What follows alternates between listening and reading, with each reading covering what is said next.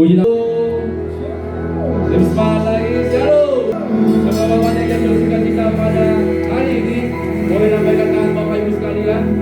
Berikan tepuk tangan paling meriah bagi Tuhan. Haleluya. Saya percaya setiap yang hadir hari ini diberkati Tuhan, katakan amin. Amin. Sebab penyertaan Tuhan selalu sempurna di dalam kehidupan kita. Mari sama-sama kita membuka kedua tangan kita, sama-sama kita berterima kasih, bersyukur sebab kebaikan Tuhan selalu ada di sepanjang kehidupan kita. Bapa kami yang baik, kami bersyukur, kami berterima kasih bila mana kami bisa ada hari ini. Itu semua karena penyertaan-Mu yang selalu sempurna di dalam kehidupan kita. Terima kasih Tuhan. Tiba saatnya kami ingin memuji, menyembah-Mu di tempat ini Tuhan. Sebab kami percaya ketika kami memuji-Mu, ada semangat yang baru, ada sukacita. Ketika kami menyembah-Mu, ada harapan, ada kekuatan dari-Mu yang tak henti-hentinya selalu menolong kami Tuhan. Terima kasih Tuhan, sebab kami menyembah Tuhan Yesus yang dahsyat, Tuhan Yesus yang hidup, Raja di atas segala raja.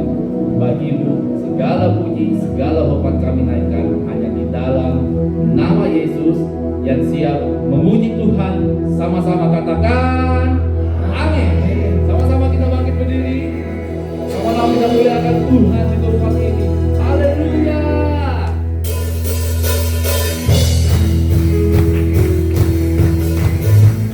Bersama dengan Tuhan kami akan tampil, kami akan gentar sebab Dia amin.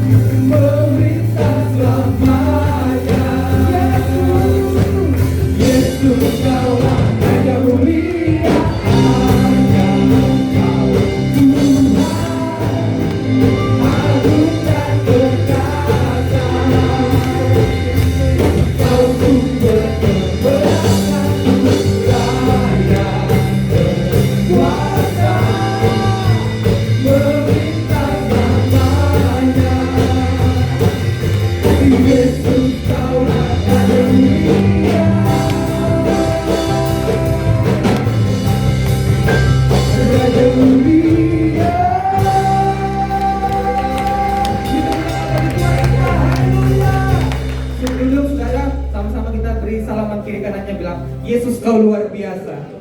Yesus engkau luar biasa. Bapak Ibu Saudara duduk dalam hadirat Tuhan.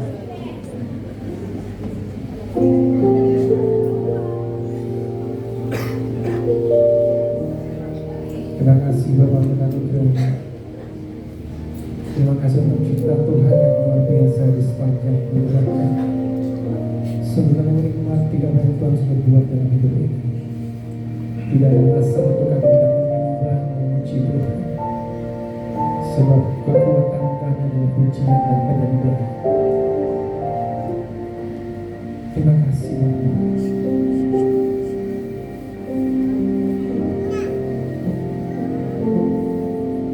Ketika hatiku telah disakiti, ajakku memberi, hati mengampuni. Ketika hidupku baik hati, ajakku memberi, hati mengasihi.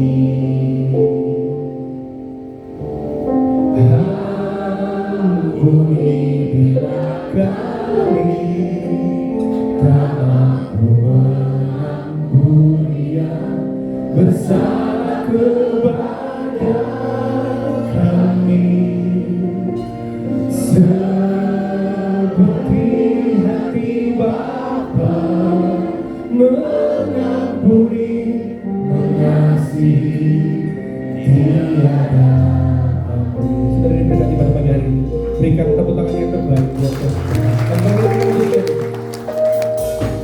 Ketika hatiku telah disakiti, wajahku memberi, hati mengampuni. Ketika hidupku telah dihakimi, wajahku memberi, hati mengasihi.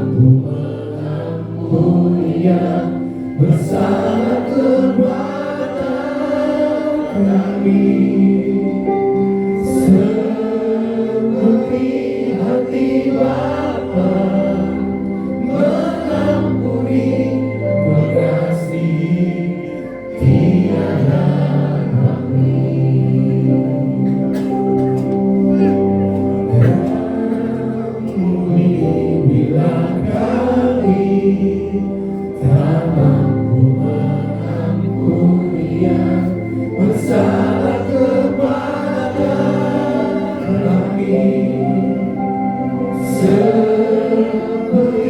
hati Bapa mengampuni, mengasihi, tiada pamrih.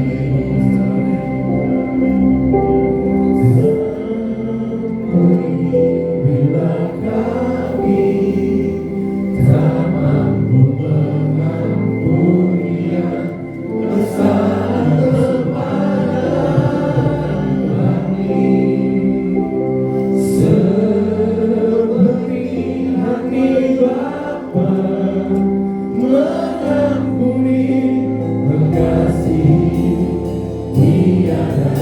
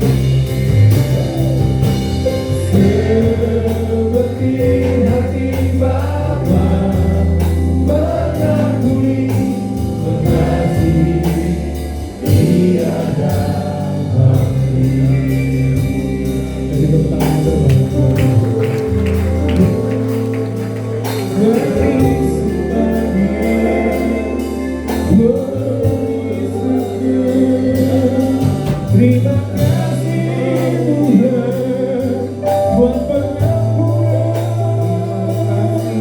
yang Kau beri bagi kami.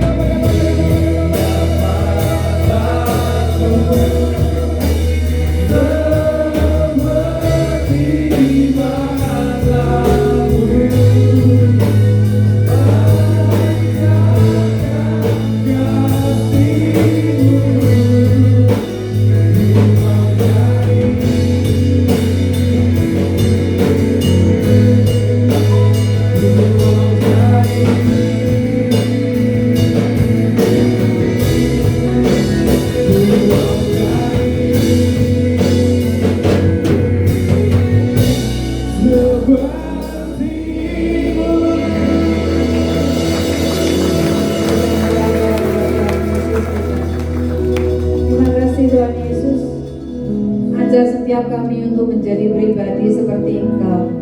Karena kami percaya di dalam kasih-Mu, hidup kami akan mengalami banyak kebaikan, banyak kemurahan, banyak kelimpahan. Kami percaya itu Tuhan. Saat kami akan mendengar firman, Tuhan bukakan hati kami, pikiran kami, biar firman yang menjadi makanan rohani kami hari ini adalah firman yang dapat kami aplikasikan di dalam hidup kami, agar hidup kami menjadi hidup yang berkemenangan di dalam Kau. Hanya di dalam nama Yesus Tuhan. Haleluya. Amin. Silakan duduk. Shalom. Selamat hari Natal dan Tahun Baru. Belum ketemu ya sejak Natal ya, sampai Tahun Baru ini. Hari ini masih di bulan pertama, bulan Januari di tahun yang baru. Mungkin semua berharap saya hari ini mau khotbah tentang berkat. Yang berharap saya khotbah berkat siapa hari ini? Oh nggak ada loh. Jangan-jangan nggak pengen saya khotbah ini. Yang berbungkus. Judul firman hari ini saya beri judul ampuni. Sama-sama ngomong. Ampuni. Gak enak ini kayaknya. Sudah mulai merinding gitu ya. Mana yang lebih penting, diberkati atau diampuni? Masa diampuni? Padahal di luar tuh banyak orang yang berkata, gak apa-apa saya dosa, yang penting sugih, gitu kan? Yakin? Diampuni apa diberkati? Seseorang yang diberkati tanpa pengampunan dari Yesus, endingnya binasa. Jadi saudara pilih diberkati atau diampuni? Kok pilih sih? Kalau saya pilih dua-dua kan. Ngapain pilih salah satu? Kita tetap harus jadi pribadi yang diberkati dan diampuni. Oleh kanan diri, kamu diberkati, kamu diampuni. Kok milih cuma diampuni gak diberkati? Pilih dua-duanya. Bible juga jelas mengatakan bahwa berkat tidak pernah menyelamatkan. Kesuksesan, kekayaan, kejayaan tidak ada yang bisa menyelamatkan. Di Lukas 9 ayat 25 dikatakan, apa untungnya seseorang memperoleh seluruh dunia ini tetapi membinasakan atau merugikan dirinya sendiri. Jadi ketika seseorang menerima pengampunan dari Yesus, dia itu sudah memiliki yang paling berharga, yang paling utama, yang paling penting, yaitu apa? Kerajaan surga. Sama-sama ngomong, saya warga surga. Saudara semua sudah diampuni oleh Yesus Kristus Tuhan. Katakan amin. Ditolerir anak kirinya, masa wajah kayak gini diampuni? Itu aja yang sudah diampuni oleh Tuhan Yesus, gitu ya. Matius 18 ayat 23 sampai 26. Kita hari ini mau belajar dari kisah ini saja. Karena itulah kerajaan surga diumpamakan dengan seorang raja yang ingin mengadakan perhitungan perkara bersama para hambanya. 24. Ketika ia mulai mengadakan perhitungan, dibawalah kepadanya seorang yang berhutang 10.000 talenta. Sama-sama ngomong 10.000. Next. Dan karena orang itu tidak mampu membayar, tuannya memerintahkan agar dia dan istrinya dan anak-anaknya serta segala sesuatu yang dimilikinya diapakan? Dijual untuk membayar utangnya. Maka dengan tersungkur, next, 26. Maka dengan tersungkur hamba itu menyembah kepadanya dan berkata, ya Tuhan, bersabarlah terhadap aku akan membayar semuanya. 27. Karena tergerak oleh belas kasihan, tuannya itu mengampuninya dan membebaskan hamba itu dari utangnya. Ayatnya cerita tentang ini. Dan kita akan belajar 3 kebenaran yang Yesus ajarkan tentang pengampunan. Yang pertama, pengampunan adalah pemberian. Sama-sama ngomong pemberian. Tadi diceritakan bahwa ada satu hamba yang punya hutang berapa talenta? 10.000 talenta. Satu talenta itu 6.000 dinar. Ini satu talenta. Satu dinar itu 1 hari kerja. Jadi orang kerja 1 hari dapat 1 dinar. Orang ini hutang 10.000 talenta. Jadi dia ini berhutang berapa? 60 juta hari kerja. Kalau tak hitung, tak bagi tahun itu 164.000 tahun kerja non-stop. Jadi ini 1.000 generasi utang ini gak terbayar. Anggap satu generasi hidupnya 100 tahun, berarti 1.640 tahun harus kerja. Generasi ini harus kerja terus sampai 1.640 generasi. Artinya apa? Bahwa hutang orang ini, hamba yang pertama ini, mustahil untuk dibayar. Tapi Matius 27 katakan apa? Baca yuk 3, 2, 1. Karena tergerak oleh belas kasihan, tuannya mengampuninya dan membebaskan hamba. Saudara kalau punya utang sampai 1.000 generasi terus sama Tuhan dibilang lunas, seneng gak? Punya utang 1 juta aja dilunasi seneng, apalagi ini utang 1.000 generasi. Perhatikan baik-baik, karena tergerak oleh belas kalian. Orang ini bebas itu murni karena anugerah, karena dia belum bayar, belum nyicil dan gak bisa bayar, tapi sudah diapakan? Dilepaskan. Sama halnya dengan dosa manusia. Dosa manusia juga begitu. Kita ini gak bisa bayar. Mau dengan doa gak cukup, pelayanan gak cukup, mau dengan ibadah juga gak cukup, mau dilunasi dengan usaha rohani apapun gak cukup. Tapi ayat ini katakan tuannya itu apa? Mengampuninya. Sama-sama ngomong mengampuni.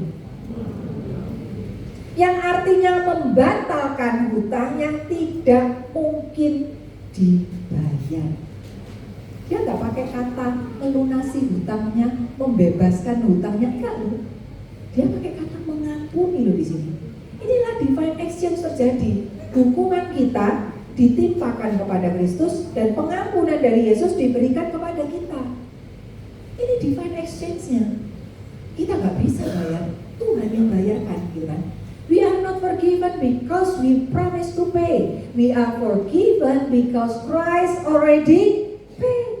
Kita tidak diampuni karena kita berjanji untuk membayar, tapi kita ini diampuni karena Kristus yang sudah membayar lunas setiap dosa saudara. Katakan amin.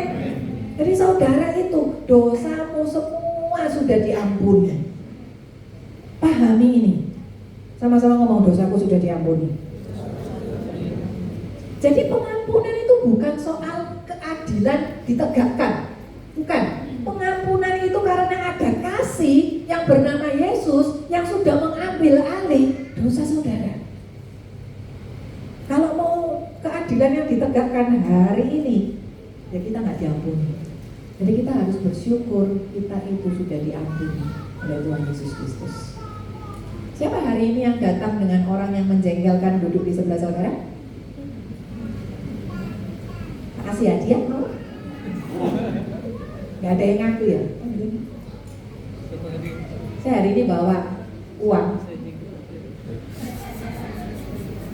Siapa yang tadi duduk sama orang yang di sebelahnya yang menjengkelkan? Puji Tuhan, ada yang angkat tangan.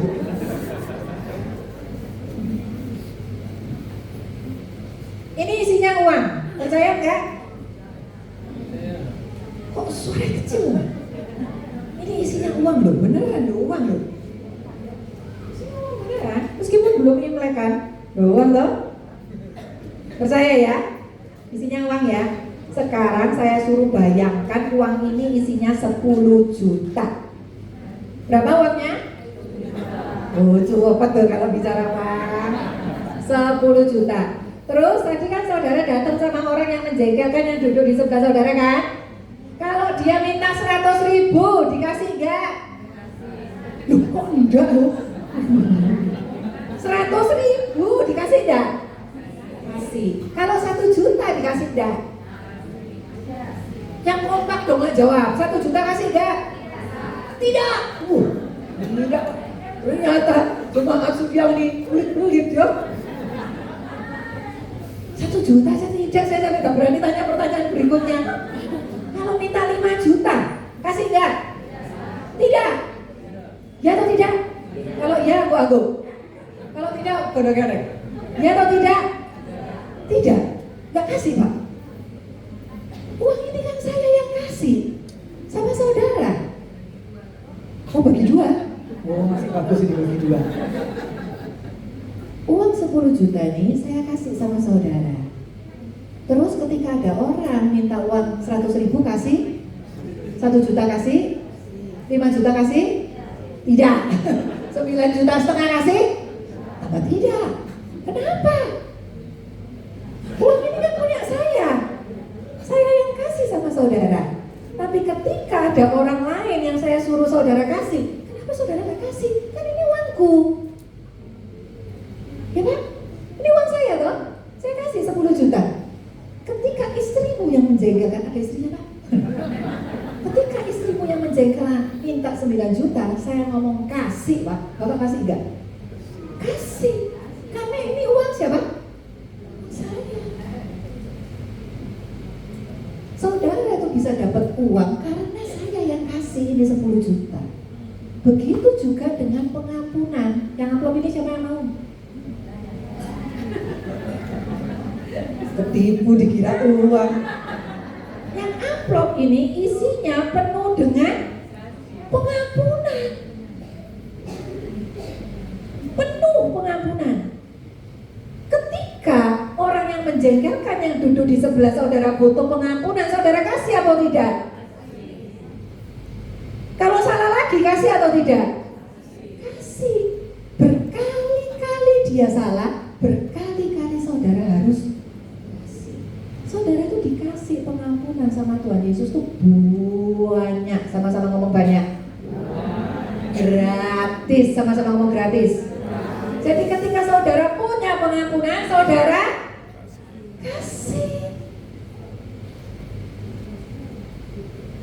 Jangan kalau punya uang, saudara tidak kasih, saudara dibilang apa? Pelit.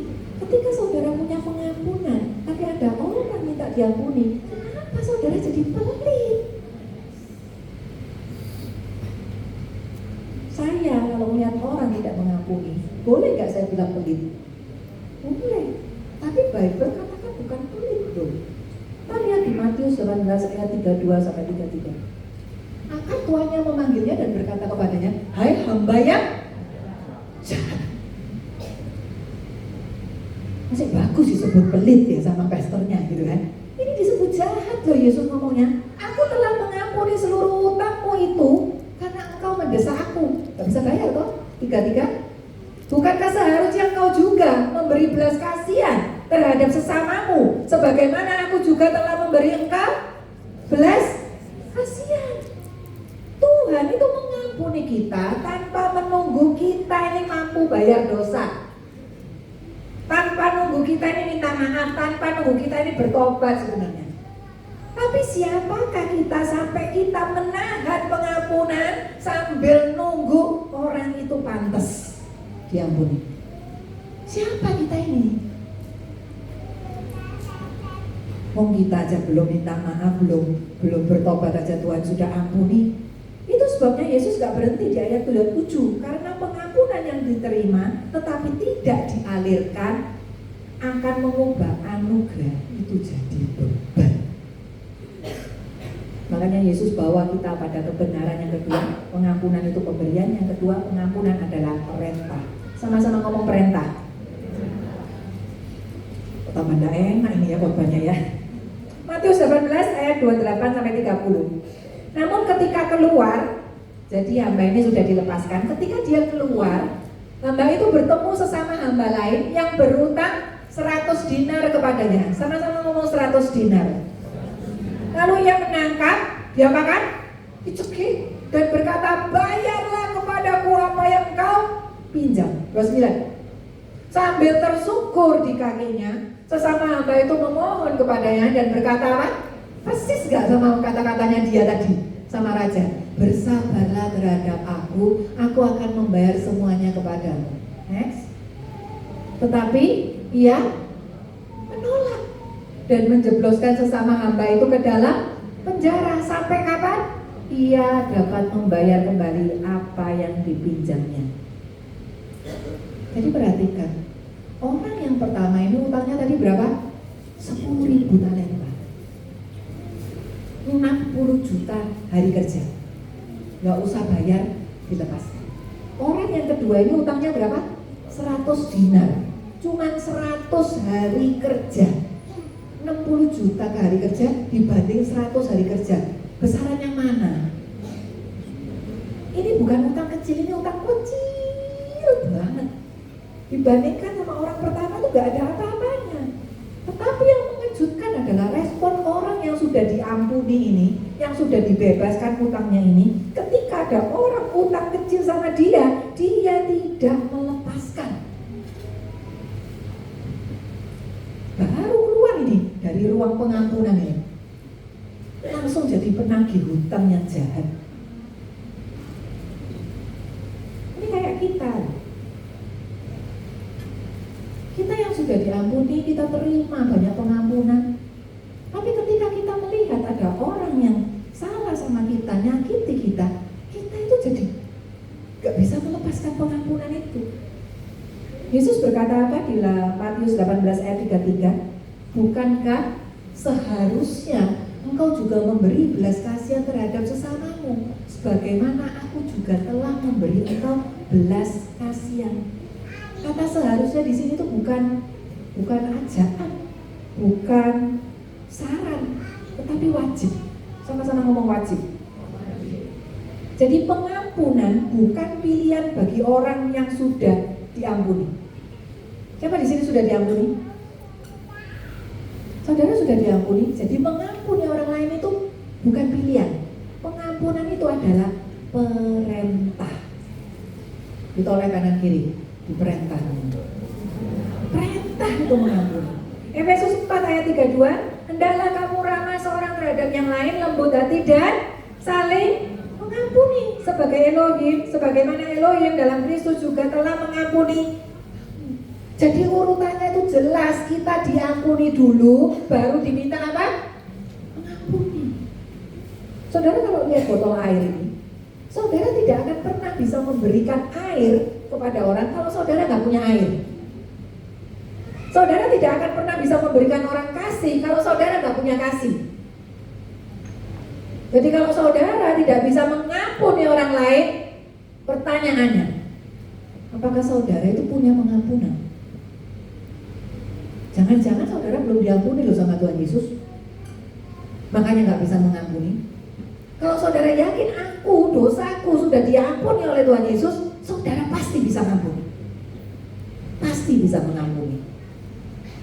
Kita lihat Yesus dan pengampunan. Petrus itu menyakiti Yesus, menyangkal Yesus, tapi diampuni dan dipulihkan.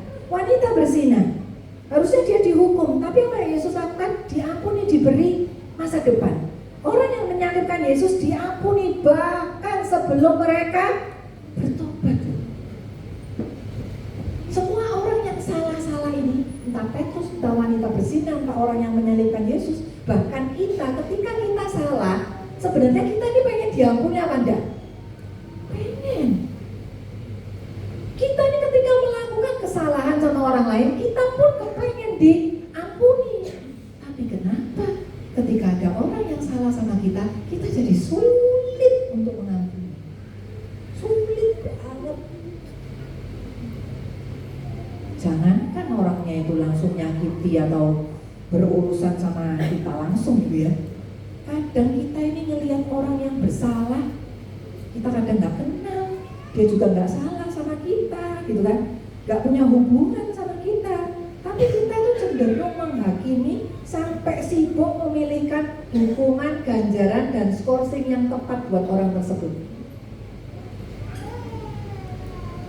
Padahal kita nggak kenal. Padahal dia nggak nyakiti kita, dia nggak berhubungan dengan kita, nggak salah sama kita. Jadi jangan kaget ketika ada manusia memang banyak yang sibuk menghakimi sesamanya dan sibuk menghitung jumlah dan jenis dosamu.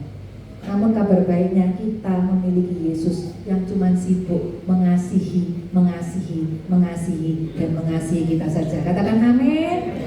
Jadi mulai hari ini jangan ada yang bicara dengan mulut yang kita pakai buat pujian penyembahan, tapi kita ngomongnya apa? Gak pantas diampuni.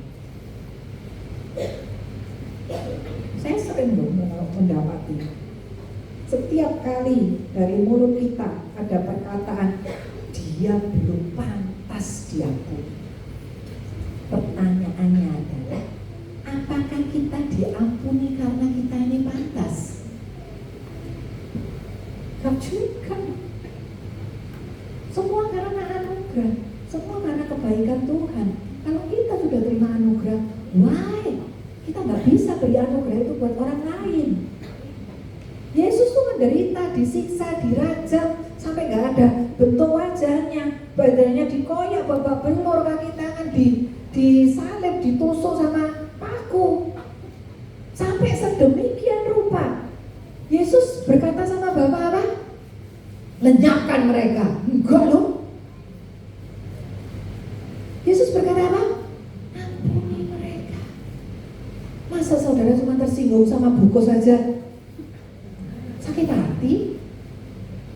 belum dirajam loh ya.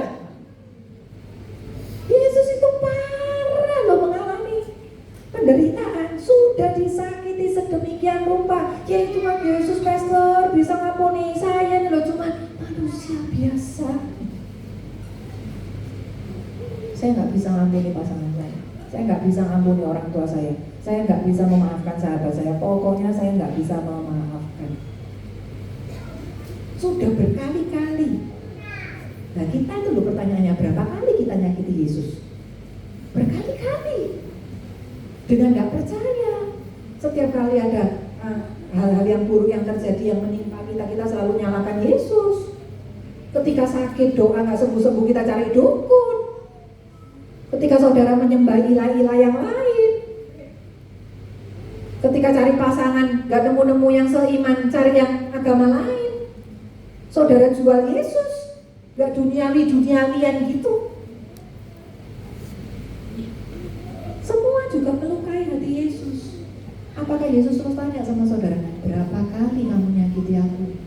Kan loh, yang Yesus lakukan ketika kita melukai, dia cuma aku mengampuni. Ketika kita melukai lagi, Yesus cuma berkata apa? Aku mengampunimu. Ketika kita melukai lagi dan lagi, Yesus akan terus-menerus mengampuni saudara dan saya lagi dan lagi. Jadi, mengapa harus berat melepaskan pengampunan? Lepaskan aja. Bagaimana respon kita atas pengampunan yang kita terima? Kolose 3 ayat 13 katakan, sabarlah satu sama lain dan saling mengampuni seperti Kristus telah mengampuni kamu. Sama-sama ngomong sabar. Lurus dadanya. Ketika saudara dimaki, ketika saudara dimarahi, ketika saudara tersinggung, ketika saudara sakit hati, ketika saudara difitnah, ampuni orang itu. Bukan pindah gereja ya. Mungkin saudara tersinggung sama orang di sini, atau tersinggung dengan ibu gembala, ya, tersinggung dengan diaken di sini. Bukan pindah gereja. Yang saudara perlu lakukan adalah masa saudara kalau di rumah lagi bertengkar sama pasangan terus pindah rumah? Yang perlu dilakukan apa?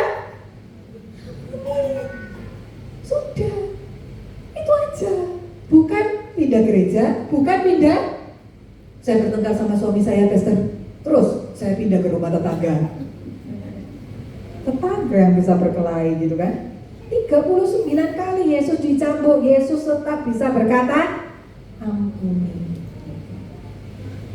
Saya hari ini bisa salah, saudara bisa salah, pemimpin di tempat ini bisa salah. Jika saudara mendapati pasangan, keluarga, sahabat, pemimpin yang salah, entah sengaja atau tidak sengaja, yang perlu kita lakukan adalah mengampuni mereka. Tidak ada yang lain. Pengampunan adalah pemberian, pengampunan adalah perintah, yang terakhir pengampunan adalah pembebasan. Matius 18 ayat 34-35. Lalu dengan marah, tuannya itu menyerahkan dia kepada para pengawal sampai ia dapat membayar kembali semua yang telah dipinjamkan kepadanya. Demikian juga lah Bapa Surgawiku akan melakukannya kepadamu jika dari hatimu masing-masing kamu tidak dapat mengampuni saudaramu atas kesalahan-kesalahan mereka. Ayat ini sering bikin orang takut. Padahal Yesus di sini tidak bercerita bahwa dia akan mencabut pengampunan yang sudah diberikan. Yesus tidak sedang mencabut keselamatan, tapi Yesus sedang membuka rahasia rohani bahwa kita sebagai warga surga yang sudah diampuni, tapi kalau tidak mau mengampuni, hidup kita itu kayak orang yang di penjara. Artinya apa? Tidak mengampuni, tidak membatalkan pengampunan. Saudara hari ini kalau masih memutuskan untuk tidak mengampuni, tidak membatalkan pengampunan, tetapi menghilangkan kebebasan yang saudara miliki. Yesus tidak berkata ampuni supaya kamu masuk kerajaan surga. Bukan, Yesus sedang berkata kalau kamu tidak mengampuni, kamu hidup seperti orang terpenjara meskipun kamu itu warga kerajaan surga. Jadi saudara perhatikan, yang masuk penjara itu bukan orang yang utangnya 100 dinar. Yang masuk penjara adalah orang yang sudah sudah diampuni 10.000. Amin. Kita tuh kadang kan mikirnya gini, kalau nggak mengampuni itu kita tuh kayak menghukum orang itu toh. Tapi padahal sebenarnya kalau kita nggak mengampuni itu yang sengsara itu loh kita sendiri. Jengkel. Lihat orang yang kita benci semakin cantik, semakin jengkel. Semakin diberkati, semakin jengkel. Terus setiap kali ketemu sama orang yang dibicarakan, orang yang menjengkelkan itu dibicarain, terus diomongin, terus gitu. Kita tuh tersiksa banget dengan tidak mengampuni. Tidak mengampuni itu seperti minum racun sambil ngeliatin orangnya, berharap dia mati, padahal yang mati siapa? Kita lah. Jadi mengampuni itu sebenarnya tidak mengubah orang yang menyakiti kita, tapi dengan mengampuni itu yang berubah siapa? Kitanya. Tapi kan ada istilah forgive and forget. Kalau kamu ngampuni ya kamu pasti lupa. Kamu lupakan itu semua kesalahannya. Betul atau betul? Salah. Saya masih ingat jelas loh siapa yang nyakiti saya. Jelas. Wajahnya, namanya, kejadiannya jelas. Tapi ketika saya ingat kejadian itu, saya lepas pengampunan. Jadi saya forgive, tapi ketika ingat, tak lepas lagi. Ingat kejadian itu, lepas lagi pengampunan terus. Kecuali amnesia baru mengampuni dan orang lupa. Siapa ya? Kejadiannya apa ya? Gak bisa. Banyak orang tidak bisa melupakan. Tapi itu adalah kesempatan kita untuk mengampuni apa? Lagi, dan lagi. Matius 18 ayat 21-22 katakan, kemudian Petrus datang kepadanya. Petrus tanya sama Yesus. Ini ayat atasnya ini. Ya Tuhan, sampai berapa kali aku harus mengampuni saudaraku yang berdosa terhadap aku? Sampai 7 kali. Yesus berkata apa? Baca yuk 3:21. Aku berkata kepadamu, bukan sampai, melainkan 70 kali 7. Sama-sama ngomong 70 kali 7. Banyak atau sedikit itu? Berarti kalau saudara disakiti 3 kali, ampuni. 5 kali, ampuni. 10 kali, ampuni. 100 kali, 300 kali. Kok jadi pelan ya suara ampuninya ya? Sampai 489 kali, 491. Oh, bagus. Kalau saudara bisa ngampuni 490 kali, ketika dia bersalah sampai 500 kali, saudara pasti tetap bisa ngampuni. Pasti bisa tetap ngampuni. Ampuni. Sekarang ditoleh kanan kirinya, apakah dia sudah bersalah sebanyak itu? Terus ngomong, aku mengampunimu. Jadi ingat ya, pengampunan tidak membenarkan kesalahan, tetapi membebaskan hidup kita yang mengampuni. Jadi jangan menahan pengampunan, lepaskan pengampunan, hidupmu akan dibebaskan dan diberkati. Katakan amin. Ada seorang ibu yang nangis-nangis datang ke saya. Dia ini sudah dicerai sama suaminya, anaknya dibawa sama suaminya ini 2 orang. Anaknya tuh kalau kepengen makanannya, masakannya mamanya tuh cuma telepon, masakin aku ayam penyet. Tapi kalau mama nggak punya uang, ayamnya diganti tahu atau tempe aja. Saya tuh nyesek tuh. Ayam itu kan ya sudah makanan yang murah tuh. Kalau nggak punya uang itu ganti tempe sama tahu. Sampai kepengen tak beliin daging gitu kan, waktu dia tuh cerita. Nangis, dia jengkel sama suaminya ini karena dia diusir dari rumah yang dia tinggali. Saya ini sudah nggak punya uang, sedang nggak ada pekerjaan, terus masih diusir, anak nggak bisa ketemu, anak itu kepengen makan aja, suamiku juga nggak kasih makan, dia bilang gitu. Saya tuh sampai kepengen cari dukun pester, tak dukun kan sampai mati aja suami saya. Ini berarti baik banget dia, baik banget. Terus dia tuh bingung karena dia takut dia diusir dari rumah itu, dia nggak tahu harus tinggal di mana. Setelah doa, terus setelah doa itu ada sesuatu yang aneh. Dia tuh punya tetangga, kok bisa nggak tahu kalau tetangganya itu anaknya pengacara. Jadi ketika tahu anaknya pengacara, dibantuin gratis, dan baru tahu ternyata rumah yang dia diusir itu rumah yang dibeli setelah pernikahan. Jadi kalau rumah itu dijual, dia dapat uang, dia dapat jatah. Akhirnya rumahnya dijual. Tapi banyak sekali pergolakannya. Rumah itu sempat kita doakan. Pastor Kuku sempat datang, sempat telepon saya. Ini orang yang kamu konselingin rumahnya banyak kerisnya, kayak ada genderuwonya. Jadi ada roh jahatnya gitu. Terus setelah itu dia ketemu sama saya lagi. Saya bilang, "Bu, kamu ini mainan apa? Tak marahi loh." Saudara kalau mau konseling sama saya kejam loh kalau ngomong konseling. Tak marahi. "Bu, kalau kamu mau ditolong sama Tuhan, jangan mainan pakai cara yang lain. Kalau kamu masih mainan kayak gini, gak usah berharap kamu ditolong sama Tuhan." Akhirnya kita doakan rumah itu udah beres. Gak lama laku rumah itu. Terus saya ngomong sama ibu ini, kalau mau ditolong sama Tuhan, pakai caranya Tuhan, jangan pakai caramu sendiri. Karena dia ditawari dukun-dukunan itu banyak sekali. "Bu, lepas pengampunan. Saya tahu kamu pahit sama suamimu." Waktu itu kita lagi duduk kayak gini. Semua barang saya tak bawain ke dia sampai dia itu gak punya tangan buat terima barang yang lain. Penuh. Itu kayak kamu memegang kepahitanmu, jengkelmu, dendammu sama suamimu. Terus ketika Tuhan mau kasih berkat, kamu gak punya tangan buat ngambil. Aku bilang gitu. Padahal berkat Tuhan itu sudah tersedia buat ibu ini. Akhirnya doa, dia nangis. Akhirnya mengalami kelepasan itu. Gak lama kemudian saya dikirimi foto. Saya lihat ibu ini gak pernah muncul gitu. Dikirimi foto rumah dengan view gunung. Wih, rumahnya view gunung kan? Pastor, saya baru beli rumah. Wih, keren. Loh, rumahnya yang lama sudah laku? Sudah, Pastor. Tapi saya dapat uang itu gak terlalu banyak. Rumah ini harusnya 500 juta, tapi orangnya butuh uang, saya cuma dikasih 200 juta. Mau rumah 200 juta view gunung? Ibu ini dapat. Dia baru kesaksian, dia bilang, apapun saya kerjakan pakai tangan saya, semua jadi uang, Pastor. Wih, keren. Hanya dengan apa? Sesimpel itu, melepaskan pengampunan sama suaminya. Jadi ngapain kita itu membawa semua beban, membawa semua sampah di dalam hidup kita? Kalau Tuhan mau kasih berkat, kita nggak punya tangan buat ambil. Lepas.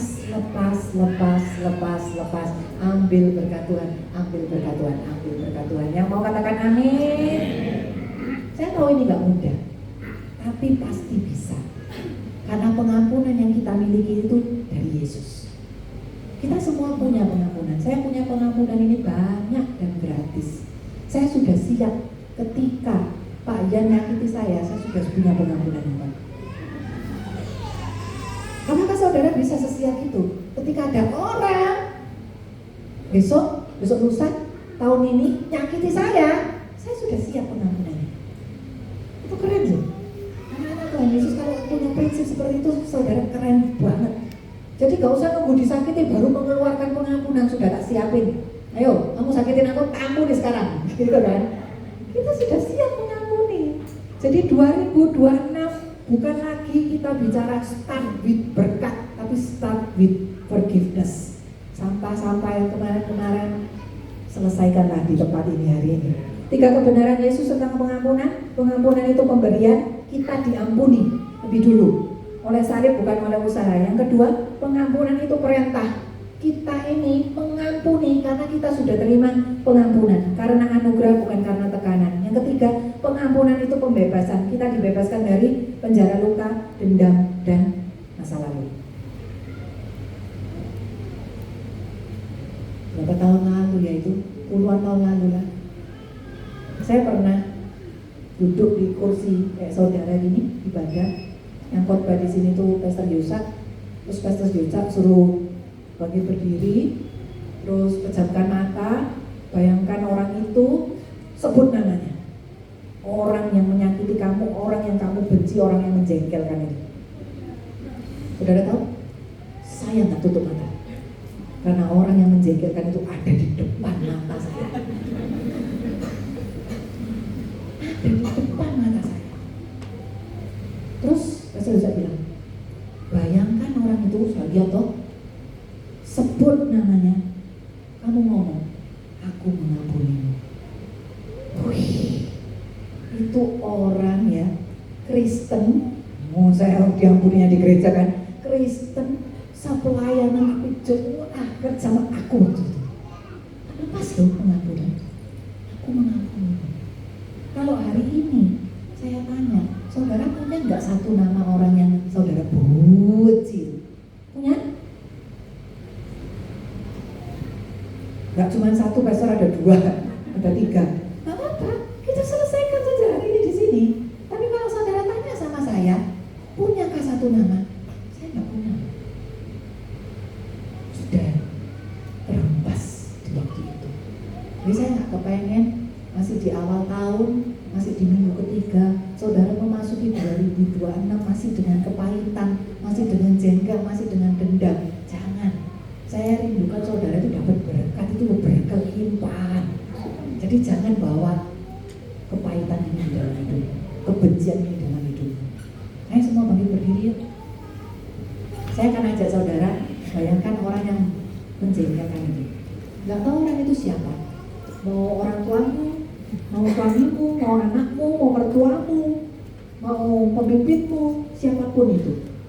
Saudara pejamkan mata. Dalam nama Yesus. Dalam nama Yesus. Saudara bayangkan wajahnya. Masih ingat namanya? Kalau masih ingat namanya, saudara sebut dalam hati. Dalam nama Yesus. Dalam nama Yesus. Dalam nama Yesus. Saudara, sama-sama katakan kalimat ini bersama saya. Aku mengampuni. Aku mengampuni. Aku mengampuni. Aku mengampuni.